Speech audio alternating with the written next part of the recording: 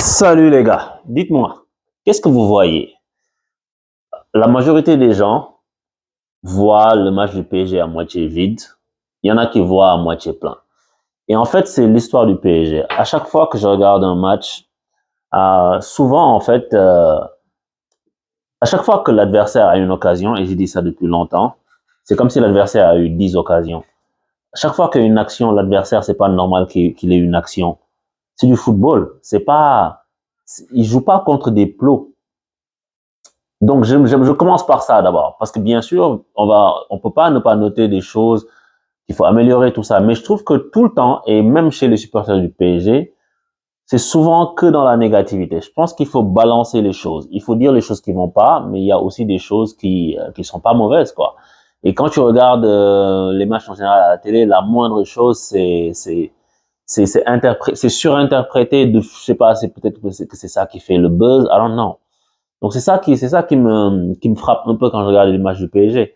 Évidemment, ça va pas nous empêcher de dire que l'équipe peut mieux faire, parce que moi ce que j'ai vu, c'est un Paris Saint-Germain qui a été très concentré, très sérieux en début de match, et c'est un peu ce qu'ils ont fait en début de saison, qu'ils ont montré sur ce match-là, des combinaisons avec un jeu rapide, avec des jeux en une touche de balle, décalage, j'ouvre, je fais la passe, je vais, Mbappé, il doit mettre 2 buts. En 10 minutes, il doit mettre 2 buts. Il a 2 occasions que c'est Mbappé, tu sais qu'il les met en général.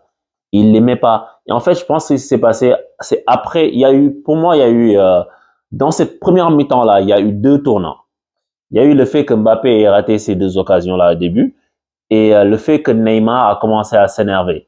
Mais Neymar, pourquoi tu t'énerves? Je veux dire, tout le monde sait qu'en fait, il suffit de bousculer un peu, tu sors du match. Moi, Neymar, aujourd'hui, les gens disent que Neymar, c'est pas son meilleur match, tout ça, même s'il n'a pas été mauvais, hein, je trouve. Mais c'est normal, il est sorti du match parce que dès que tu prends un premier tampon, tu commences à aller chercher le gars, à garder le ballon pour essayer de lui montrer que tu sais, tu m'as mis un tampon, mais je vais te dribbler quand même.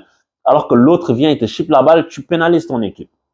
Je pense que c'est ça les deux tournants qui sont arrivés au PSG. Et ce qui s'est passé dans la tête, à mon avis, des joueurs, parce que, en tout cas, moi, de ce que j'ai observé en les regardant évoluer, c'est ils se sont dit, ça va être facile.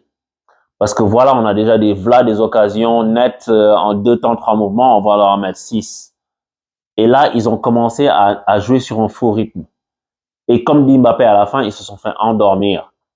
Et le Maccabi, il les a pris par surprise parce que au bout d'un moment, le pressing n'était plus intense de la part du PSG, je veux dire, n'était plus intense, le jeu n'était plus aussi rapide, les joueurs n'étaient plus en mouvement. Et d'ailleurs, je parle de, c'est vrai parce que quand on arrive sur le but du Maccabi Haïfa, qu'est-ce qui se passe? C'est un manque de mouvement qui oblige Sergio Ramos à essayer de faire une percée pour avoir de l'espace et créer un décalage avec des angles qui s'ouvrent quand les joueurs le pressent lui. Sauf que tout le monde est tellement statique, il fait la passe à Verratti. Et si tu regardes, il y a quelque chose que je ne sais pas s'il y a des gens qui l'ont remarqué, la balle, elle est mise dans une zone et il y a Messi dans cette zone-là. Je ne sais pas si vous le voyez, mais Messi, il regarde la balle et il court pas. Et je sais que les fans de Messi vont dire que tu détestes Messi, pensez ce que vous voulez. Mais Messi, comme Messi, il court pas et que Ramos, il est trop loin pour revenir, et puis tu as l'autre gars qui est parti comme une fusée pour aller vers la balle, il a récupéré et le bloc était désorganisé. Dès que les gars récupèrent le ballon, le bloc était désorganisé. Ça m'a rappelé le but que le Shakhtar a pris en début d'après-midi, le premier but. Ils ont perdu la balle très haut et puis il y avait déjà le décalage. Et en fait, quand ça s'est passé, tu as vu que Vitinha, il peut pas venir couvrir parce que ça va tellement vite, ton bloc est déséquilibré. Donc Maccabi Haifa ouvre le score 1-0. Et jusqu'à ce que le PSG égalise, donc c'est-à-dire vers la 37e, tout ça, quand ils ont commencé à accélérer un peu, le PSG était endormi. Ensuite, donc, tu as entendu toutes sortes de choses, nanani, oui, il y a ci, il y a ça, il y a ça. C'est vrai, il y a des choses qui ne marchent pas. Donnarumma, moi, il me rassure pas. Il fait encore des trucs, tu as l'impression qu'il attend que l'attaquant vienne lui prendre le ballon et qu'il est dans son salon. Ça ne me va pas. Mais de l'autre côté, il faut noter le fait que le PSG a bien commencé ce match-là, a été bon dans les transmissions, a été bon dans le mouvement, dans la vitesse, a trouvé beaucoup d'espace. C'est juste qu'après, ils sont tombés dans le travers dans lequel ils sont tombés, comme souvent, la suffisance entre le moment où ils prennent le but et le moment où ils se ressaisissent. Et souvent, les matchs du PSG, je vous montrais le vert tout à l'heure, mais souvent les matchs du PSG, c'est comme ça. C'est en début de saison ou jusqu'en milieu de saison, c'est à moitié vide, à moitié plein. Et quand on tombe en Ligue des Champions, là où c'est décisif, c'est souvent soit un match bien plein, un verre bien plein, souvent un verre bien vide.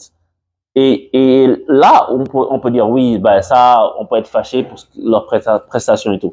Mais aujourd'hui, j'ai vu des choses qui m'ont pas plu et des choses qui m'ont plu. Et quand je dis les choses qui m'ont plu, évidemment que le fait que le trio d'attaque il marque, ça c'est une bonne chose. Même si Neymar fait pas un grand match, Messi fait pas un bon match, mais moi, Messi, je n'en entends plus rien. Crier, sauter si vous voulez. Mais il fait une belle passe. Il est au bon moment, il est au bon endroit pour marquer parce que c'est un joueur qui a une classe mondiale. Mais je veux dire, ce qu'il apporte en termes de collectif, je sais pas. Peut-être que j'ai tort.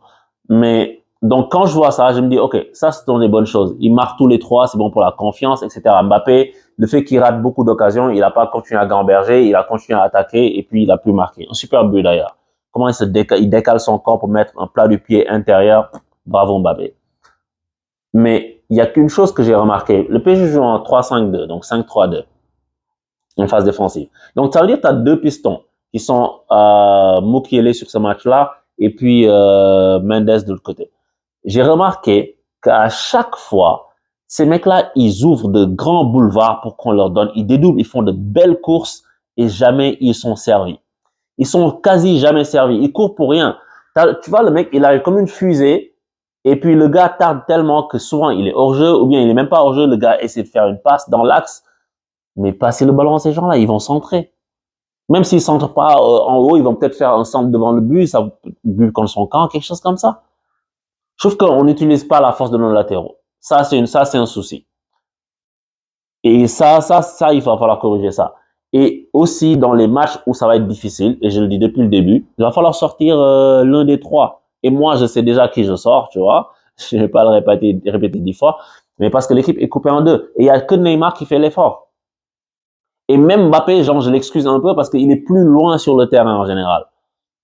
Donc, c'est qui fait pas l'effort. Et il peut pas, et, tu sais, je comprends qu'il fasse pas l'effort parce qu'il a jamais fait de sa carrière, mais de l'autre côté, il faut être ultra décisif. Si t'es pas ultra décisif en faisant pas l'effort, tu deviens un peu lourd pour ton équipe, je trouve. Et ou bien au moins, genre, à la 60e, comme j'ai dit, il faut trouver une façon de le gérer. À la 60e, peut-être que tu sais que, tu sais, là, il a moins de gaz, tu le mets pas, qu'est-ce que tu fais? C'est compliqué. Mais je pense que, parce que là, je pense en termes de match décisif en Ligue des Champions, City, le Bayern, etc., quand tu arrives en huitième quart, je pense que la solution avec les trois ensemble là, elle n'est pas viable dans un match à haute intensité.